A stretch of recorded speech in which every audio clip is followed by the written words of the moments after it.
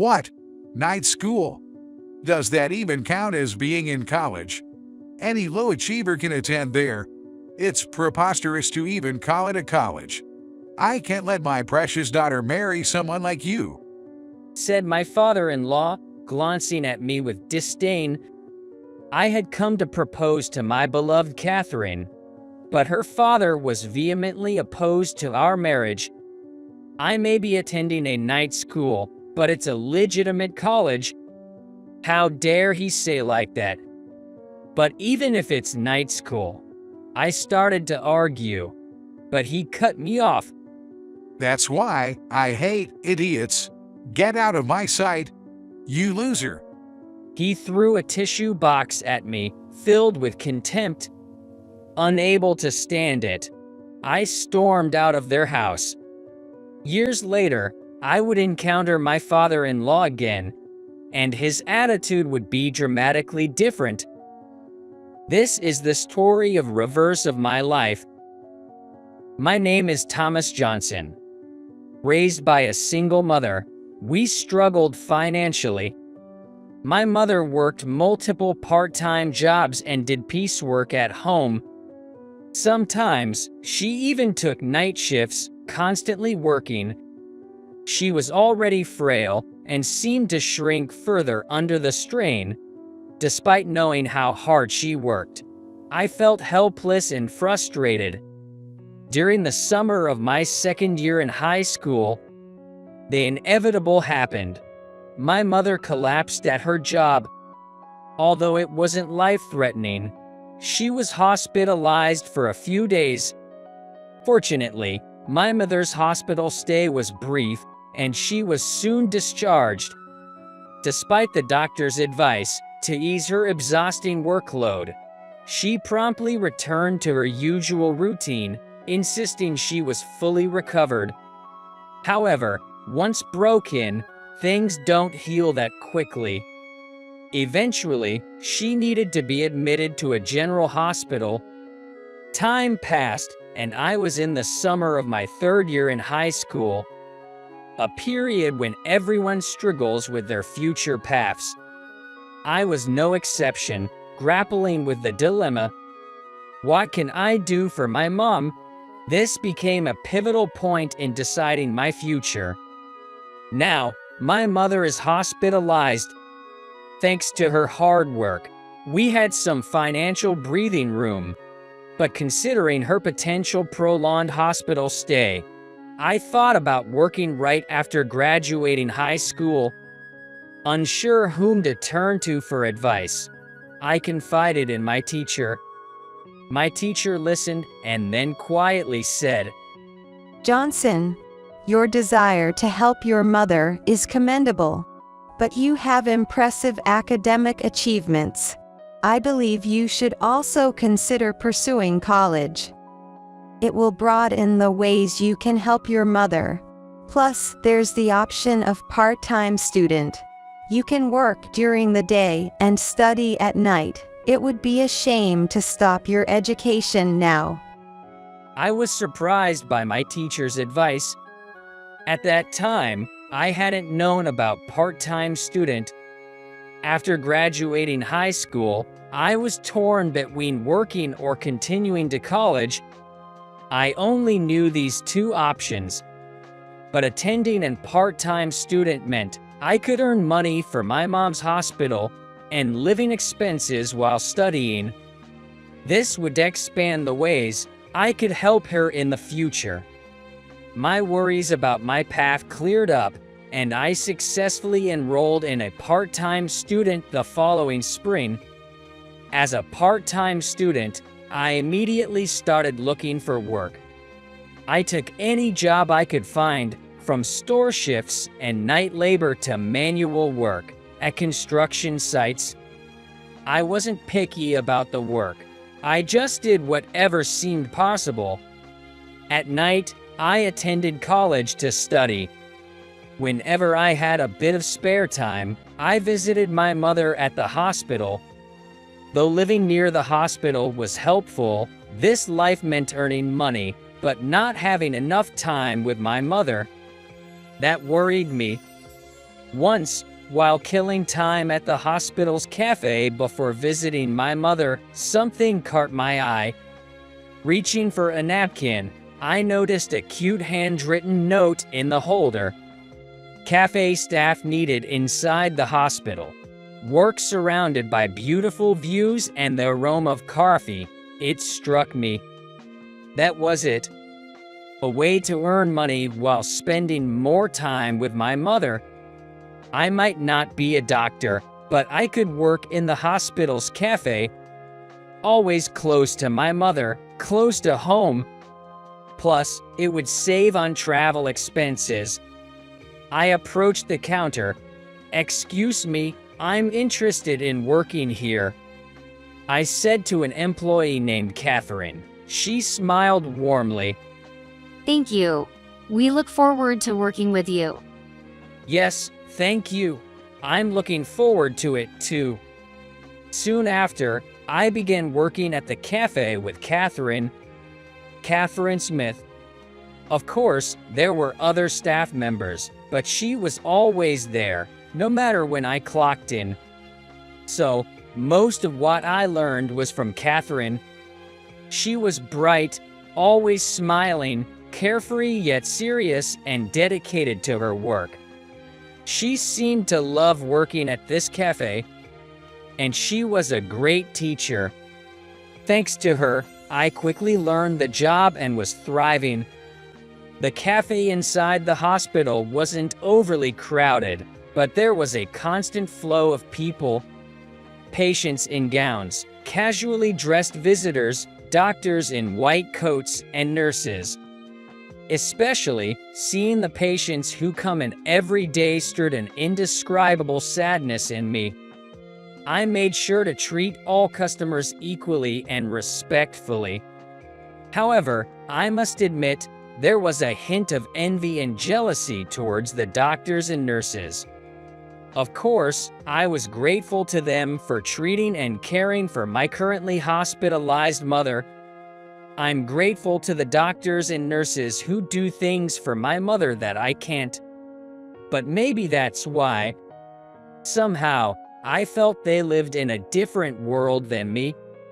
Gratitude and jealousy, is it? My feelings were complex. Johnson, I'm stepping out for a bit. Can you keep an eye on the shop? Call me if anything comes up. Yay, sure, I got it. After working for a while, Catherine and I, being close in age, had grown quite friendly and could talk openly. She really is a thoughtful, wonderful person. As I watched Catherine leave the cafe, an elderly man in a white coat approached me. He wasn't a usual sight in the cafe, but I recognized his face. "Oh, is that you, Thomas?" "Dr. Brown, thank you for everything." "Ah, so it is you. Sorry for not being around lately. How old are you now?" "I just turned 20. "Well, time waits for no one, does it? You've grown up." Dr. Brown was my mother's primary physician. Also, he is the director of this hospital. You'd expect a general hospital director to be quite pompous, but he is different. He doesn't act superior like other doctors and has a very human touch. He remembers each patient and their family personally. And his skills are unquestionably exceptional. He's an amazing doctor without a single flaw. Because of his character, he's very popular among doctors, nurses, and patients and is always busy. Some patients even travel from afar specifically to see him. He often regrets not being able to spend enough time with each patient. I had some spare time, so I decided to visit the cafe after a long while. I love the courtyard view from here. It's quite soothing, right? Yes, it is. I often find myself getting lost in it. I can imagine. By the way, you're working here at the cafe now, Thomas. Yes, that's right. It's close to my home and I can visit my mom easily. It's a really good job for me. As you said, the view is lovely. Oh, that's great. But at your age, you're probably in college, right? I don't mean to pry, but are you not attending school? I'm going to a night school. During the day, I work here to earn money for my mom's hospital bills and our living expenses. That's a smart approach. You're always so clever, Thomas. Dr. Brown thought for a moment and then said, "I've just had an idea." Dr. Brown, Yes, I've just had a great idea. Would you like to hear it? following his suggestion, I started working as a nursing assistant at the hospital. Nursing assistants don't require specific qualifications. It's a job where I can take care of patients, support nurses, and maintain the hospital environment without being directly involved in medical procedures. I even got to care for my mom a bit. Nursing assistants are predominantly women, yet the job often involves physical labor. So, I took the initiative in heavy lifting and physical tasks, utilizing the strength I had built from previous manual labor. After completing the task, I took a deep breath and the head nurse approached me. Good job, Thomas. Ever since you joined, you've taken on most of the physically demanding tasks. I feel bad for relying on you so much, but you've been a huge help. Thank you. Being appreciated was genuinely fulfilling, especially coming from the head nurse. The work of a nursing assistant is tough, tougher than any job I've had before. But being thanked and seeing the joy it brings makes the hardship vanish into thin air. It might seem trivial to some, but helping others and bringing them joy meant everything to me. I found a sense of purpose in working at the hospital, helping people. It made me aspire to be a doctor, to save more lives. This was the first time I vaguely thought about becoming a doctor. Until now, I had worked relentlessly just to survive. But now, I wonder if even someone like me can dream. Could I become a doctor if I worked hard enough? I felt excited for the first time in a while, imagining a bright future. There's another reason I feel optimistic about the future. It's about Catherine, with whom I worked at the cafe. Not long after we met, Catherine and I began dating. Now, our relationship has progressed to the point where we're considering marriage. We never fight, and I feel a bit pampered by Catherine's generous heart. She understands my circumstances and continues to support and stand by me, even now as a nursing assistant. We were truly happy. As time went on, we finally decided to meet each other's parents to talk about marriage. First up were Catherine's parents. Her father works as a doctor at the General Hospital. It makes sense now why Catherine was working at the hospital's cafe. Perhaps her parents wanted her to work somewhere under their watchful eyes, cherishing her as their precious daughter. But I haven't actually met Catherine's father yet. However, hearing from the head nurse and that stern doctor that Dr. Smith is quite intimidating and often seen scolding people made me a bit nervous about meeting him. Moreover, Catherine is an only child. I doubted that her parents would easily agree to let their treasured daughter marry just like that. My anxiety grew. Hey, are you okay? You look pretty pale. Are you nervous? Catherine furrowed her brows and smiled at me. Yeah, sorry. It's just, I am pretty nervous. It's okay. I know there are rumors that he's scary, but I'm here with you, right? How pathetic of me. I've never been this nervous in my entire life. We slowly made our way to Catherine's house. Here we are. Catherine suddenly stopped. I looked around, and there was a mansion just like out of a painting. Wow, this is incredible. Don't worry. Come on in. Guided by Catherine, I entered through the grand entrance where her parents were waiting. Hello, Thomas. Welcome. Catherine's mother is always kind, like mother, like daughter. But Catherine's father looked stern, his mouth a tight line as he stared at me. Was he glaring at me? It didn't feel welcoming at all. Come on, we're going to the living room. Led by Catherine's mother, we all headed to the living room. While having tea and chatting, Catherine's father finally spoke. You, which college do you attend? H College. H College. I heard you work at the cafe even during the day.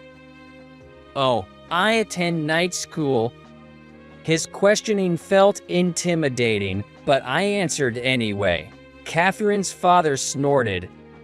What, night school? Is that even considered attending college? That's just a place where even the lowest of the low can go. It's not even worthy of being called a college. Just a gathering place for lowlifes. At that moment, I must have looked like a complete fool. A simple answer returned with tenfold of sarcasm. Ignoring Midam's strict expression, he continued, You, when you entered this property, didn't you feel out of place? Didn't you feel even a bit that this place was not suitable for someone like you? Catherine and her mother looked a bit concerned from the corner of my eye. Well, working together is fine. Being friends is fine too. But when it comes to marrying my daughter, it's a different matter. I can see a lowly night school student like you making Catherine happy. Leave now. I gathered my courage and spoke to Catherine's father. I don't believe I can make Catherine happy as I am now, but I aim to become a doctor in the future. So, please, when I mentioned my dream of becoming a doctor, Catherine's father raised his voice. How naive you are. You say you aim to be a doctor. Being a doctor is not something just anyone can become. What do you need? A sharp mind and money. Both are essential. But what about you now? Night school, wasn't it? What can you learn there? You think you can become a doctor just by watching others work. Even with all the studying, you won't even make it into medical school with a brain like yours. We live in different worlds. The path to becoming a doctor is even more difficult after getting into medical school. You, who can't even reach the starting line, aspire to be a doctor. I don't want to see your face. Get out. As he said that, he threw a tissue box at my face. I couldn't stand it anymore. Holding back tears that threatened to spill, I ran out of the house. Thomas, wait, please. I heard Catherine's voice as I ran. Her voice grew closer, and she grabbed my arm. Thomas. Seeing Catherine breathless and looking at me, my tears finally flowed. I'm so sorry for my father's rudeness. I know, sorry isn't enough, but... Catherine, on the verge of tears herself, apologizing to me sincerely. The only thing I could say to her was, Catherine, look up. No more apologies. Sure, I was shocked by your father's words, but I understand what he meant. You are their precious only daughter. It's no wonder they can't easily accept someone like me from just anywhere. That's okay, because your happiness is my happiness. I was ready to let go of Catherine. It was painful, but inevitable. However, I was determined to do whatever I could. I wouldn't give up any further. Time passed, and 20 years later, I'm now in a lab coat in a general hospital. The facilities here are great. Having a bit of free time, I was chatting with Dr. Brown. Then, from a distance, a familiar voice reached my ears. Oh hey, Director. Hello there. The voice approached. At first, I couldn't remember, but when I saw the face clearly, it clicked. Oh, it's you, Dr. Smith. How have you been? It's been a while since we last talked. Smith, Catherine's father. There I was, next to Dr. Brown, and opposite us was Catherine's father. He seemed oblivious to my presence, chatting with Dr. Brown, and finally glanced my way. Oh, you are, the guy who went to night school, right? I remember you. You gave us quite a show back then. I vaguely remember those days. I thought of saying something like, "You haven't changed at all," but he continued, dripping with sarcasm. Well, and that lab coat. What's wrong? Poor and sick now? You should seek divine intervention. That's when Dr. Brown sighed heavily and addressed Catherine's father. Dr. Smith, I'm dismayed to hear that. You should be seeking help from him, right here. Thomas Johnson will be your savior. Catherine's father, confused, paused, and then started laughing. Director, that's a poor joke. How could any disaster lead me to seek help from him? Listen, as the director of this hospital, I'm dead serious. Your surgeon is this man right here, Thomas Johnson. He is the one who will cure your illness. What? It was unbelievable. It seemed as if a miracle had occurred, judging by the look on Catherine's father's face. The story goes back a few days. When Catherine's father had a checkup, something was found. Further detailed examinations revealed a disease. He had no symptoms, but it couldn't be ignored. If left untreated, it would certainly lead to death. Surgery was necessary for this difficult disease. There were many skilled doctors at this hospital, but who could ensure a successful surgery? Who would take on this crucial task? And Dr. Brown shows me. Director, this is absolutely preposterous. Is he not sick? How can someone ill treat someone's illness? Besides, he has no education. First and foremost, without a medical license, he can't perform surgery. Dr. Brown, speechless with disbelief, couldn't muster a response.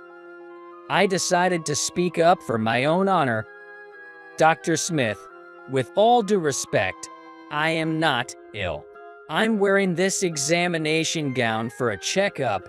I've returned to this country after a long time, and the director recommended I get checked. Also, I genuinely hold a medical license.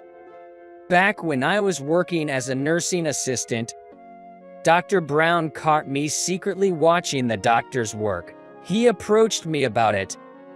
At that moment, I confessed my aspiration to become a doctor. He listened attentively, nodding along. He recognized my dedication and passion for medicine and agreed to support my medical education financially. I questioned him about his willingness to fund a stranger like me. I'm grateful for your offer, but why would you do this to someone like me, like a stranger? Well, Thomas, that's a sad thing to say. You are not a stranger to me. First, you are the child of a patient dear to me, and an important part of our hospital family. You have a very dedicated heart. And with your sharp mind, you understand the mission you've been given. You want to help people like your mother, to make many happy, right? I see a younger version of myself in you. That's why I think it's natural for me to want to help you. This is an investment in the future for me. I was indeed fortunate to be surrounded by such people.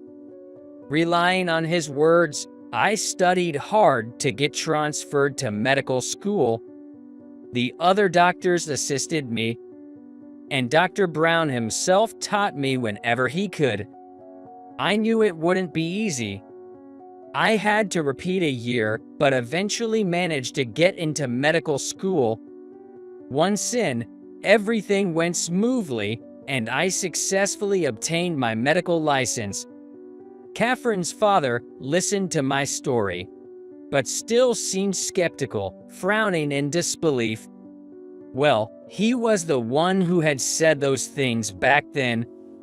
It's no surprise he wouldn't believe it. It's hard to believe, even if we assume you have a medical license.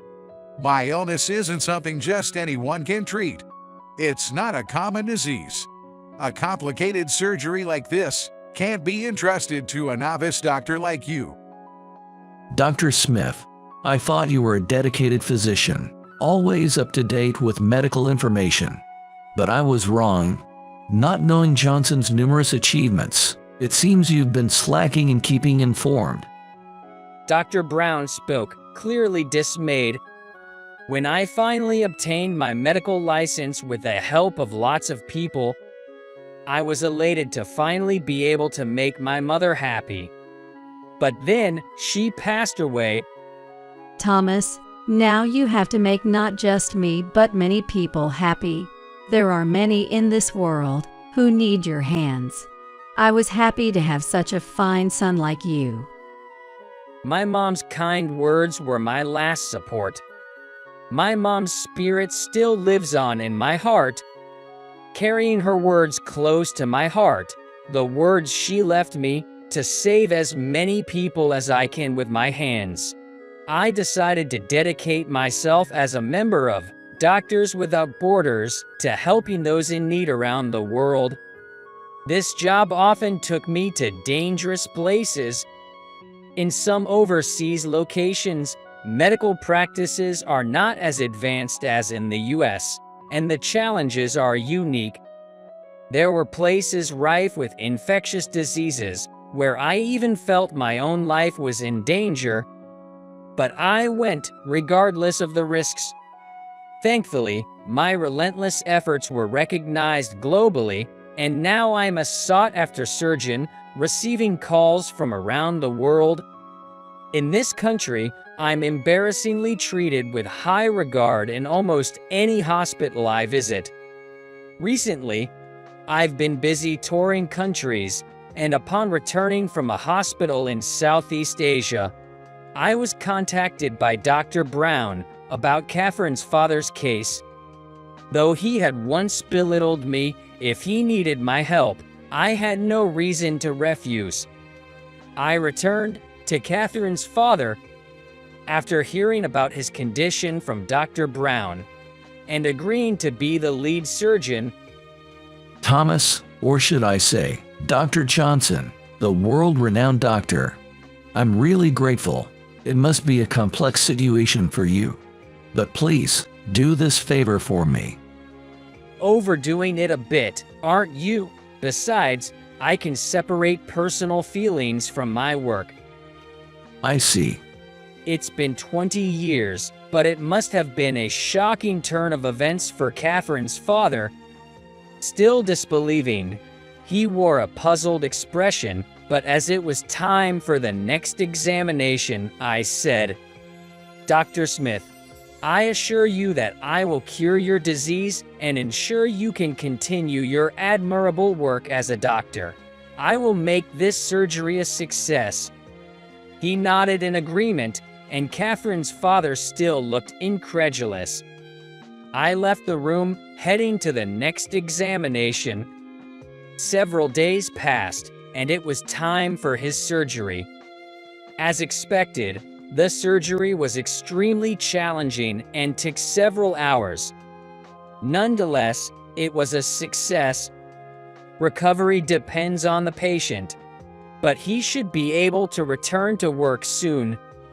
It was one of the most nerve-wracking surgeries I had performed in a while. After the surgery, I conducted several follow-up examinations.